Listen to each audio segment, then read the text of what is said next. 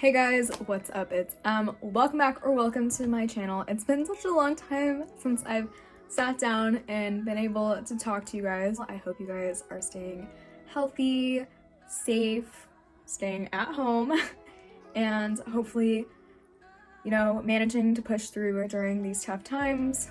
So today I actually wanted to do an updated AP Human Geography video. So I actually got a couple of requests on my very first AP Human Geography video where I talked about how I studied for the exam, to do an updated video because this year, due to the whole COVID situation, we are moving, or not we, but College Board is moving their AP exams online this year. So we're going to start off with some general information that I think applies to the majority of the AP exams, and I have my notes. So the exams will include topics and skills most AP teachers have already covered in class by early March. So what I would recommend doing is going through your syllabi and looking at what the topics were, like the past topics and more recent topics. And if your syllabus is still sort of unclear, I definitely recommend reaching out to your teachers, who will definitely be more knowledgeable on the topics that you guys have covered in class. And these exams will be open book and / open note, and I will be talking more about that in a second.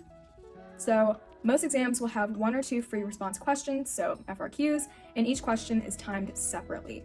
So I remember for AP Human Geography, there are 2 FRQs. I think one is 1 stimulus, and then the other one is 2 stimulus. So in the one with 2, I think you have to integrate the 2 in the question. And the exams will be about 45 minutes long each, and will include an additional 5 minutes for uploading. There actually is a section about cheating / exam security because, with this whole online thing, I think it's definitely something that's in the back of everyone's minds, like, oh, how are they going to monitor it? Is it really secure? Like, it's open note, like, wow. So there actually is a link that I will link to down below that covers exam security in more detail. And again, it's definitely best to be honest and truthful. It's not going to help you if you do cheat. It's honestly, it can only do you harm. So if you don't know the information, just take the L and learn from the situation and, move forward in your life. So yeah, honesty is always the best policy, y'all. In terms of AP Human specific information, the date is Tuesday, May 12th, and the AP Human Geography exam will be the last exam administered on that day. So I will insert a screenshot with the times because it does account for different time zones. So be on the lookout for that. Now I'm going to talk about studying for this new open book, open note exam, and just giving you guys some of my tips. So College Board is actually providing YouTube live classes. There's a playlist that I will, again, link to maybe down below or in a card if I can figure that out. And basically what they're doing is they're having AP Human Geography teachers on, and they will cover the topics that may appear on this year's AP exam, and I would highly recommend watching them. YouTube has the option to speed up the videos, so if you're someone who really just likes speed running through videos really fast, you do have that option, and it may be really great for you. Personally, I really like watching videos as sort of like a way to break up my studying, because I tend to do a lot of like just chugging through a textbook or like a prep book, but I think that watching a video is like a good mental break while you're still receiving the information, so that could be a really great tool. Furthermore, I would definitely say take advantage of the resources that College Board is providing you with, because this information is coming from the people who are writing your exam. So of course, if they're creating an exam, they know the exam best. And this is sort of off topic, but when I was taking the the SAT subject tests, I found that the practice tests that I took that were the most similar to the exam that I was taking was from the prep books that you could buy on College Board's website. That was a really long way to literally just say, take advantage of the resources that College Board is giving you. So now I'm gonna show you guys how I would turn this handy prep book over here into my ideal open note test tool. So I would begin by sectioning off all of these sections, and here is why. I'm gonna show you guys an example because I sort of discovered how effective and useful this method was during my most recent math midterm. So, what I did was I color-coded the sections, or not sections, but the topics. So orange was theorems, purple would be formulas, and pink would be just extra information that was really, really salient. So when I did that, I also, not only did I distinguish the different topics by color, I also wrote little notes to myself in Sharpie, and that would help me differentiate between the sections. Because honestly, this is kind of jumbled, but if I'm able to see, oh, Pythagorean theorem, not like a squared plus b squared equals c squared, but a different Pythagorean theorem. It's based on that.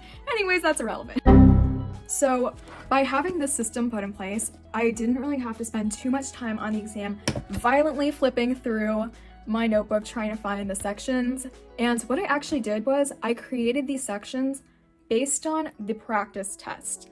So sections that I noticed that were coming up a lot on the practice test, I would make sure I created a little tab because it was probably very likely that this would also show up on the exam. Of course, there were sections that weren't on the practice exam that ended up showing up on the exam, but because I had this system put in place, I saved enough time from not having to search for those. I could spend a little extra time searching for the other ones, and because I knew kind of how the sections were grouped by unit, I knew, oh, I think I remember this topic showing up relatively close to this other section, so it narrowed down my search by a lot, and that also saved a lot of time. So tabs, we shall add them. So how should you go about sectioning off the insides of these sections? So if you do remember some topics within those bigger sections being especially important, you could go with the color coding system and maybe make the big, huge sections like purple or something, and then maybe the inside details a different flag color. But I think highlighting can definitely be very fortuitous in this system, so you're not bogged down by thousands upon thousands of little flags. So there is something that I do need to call myself out on, and it is this. Look at all this highlighting. This is insane. I mean, I might as well have just like colored the entire page in because clearly I thought everything was important. So on the exam, I think you will definitely have some time to just lightly skim over the material that you will be writing about in your FRQs. I think the main time sapping situation is being able to find those sections in your study materials. So if you highlight the key important ideas, you won't have to read through these huge blocks of information trying to scope out bits and bobs. So once you've sort of familiarized yourself with the original bare bones structure of the prep book, I think now would be a really great time to add some supplementary information.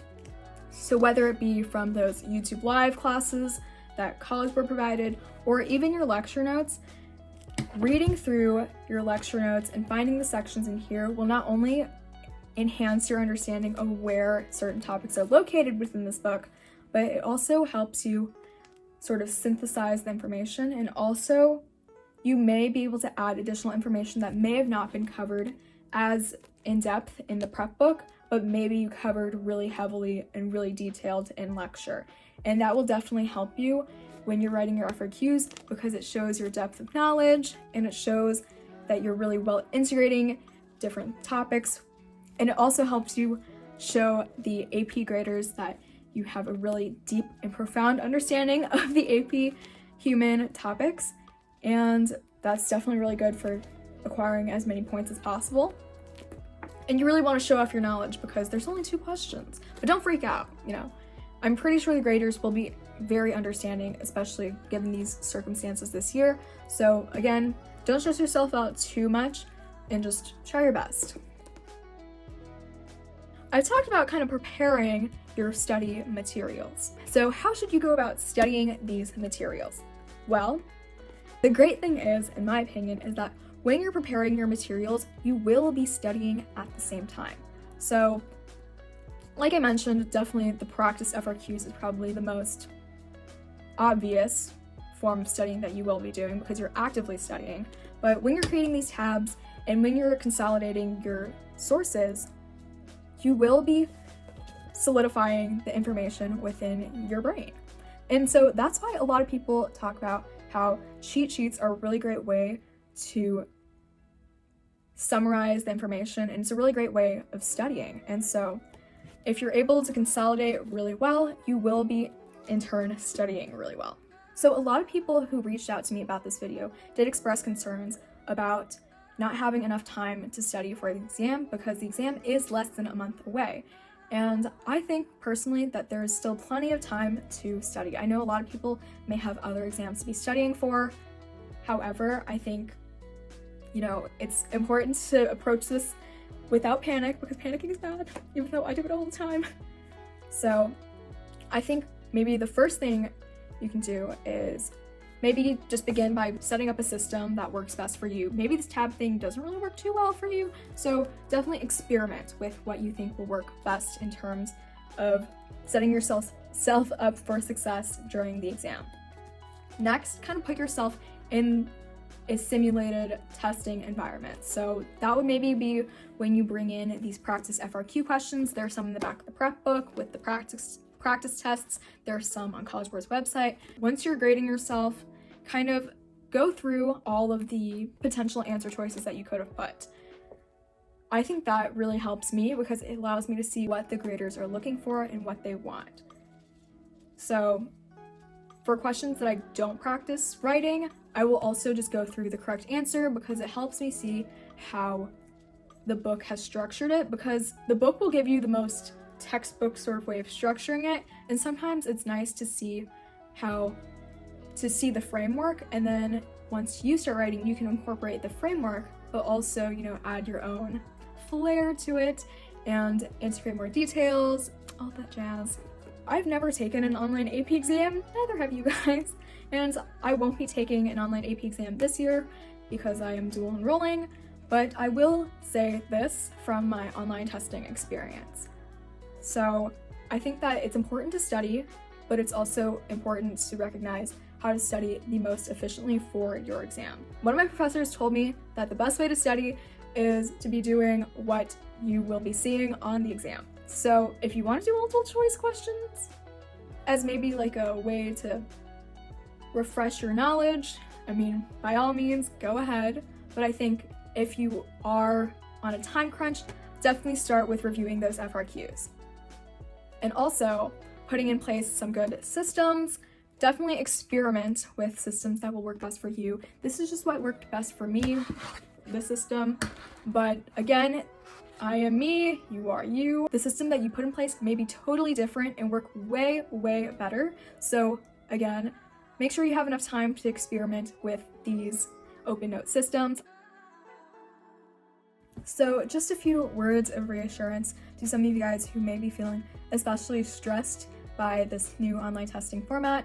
I think it's super important to remember that your graders will be AP Human Geography teachers, and I'm sure that they do understand that a lot of students are really, really stressed out by this whole situation, and I think that they will be really understanding when grading your exams. So I think that as long as you show that you worked really hard on, the FRQ test questions, and you show that you have been, paying attention, working hard during the year, I think that your score will reflect that. And sometimes even when you do put in the effort, work really hard, things can go awry, and sometimes the outcomes are not really what you hoped for or what you wanted, and that's totally okay too.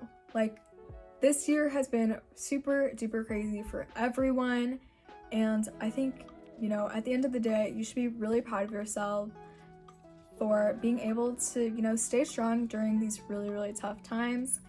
And there will definitely be so many more opportunities in the future for you to, display your AP Human Geography knowledge and I think you guys will definitely do really, really great, and sending you guys so much love and good luck on your exams. And, you know, again, stay healthy, stay safe, stay at home. Love you guys, and good luck. Mwah.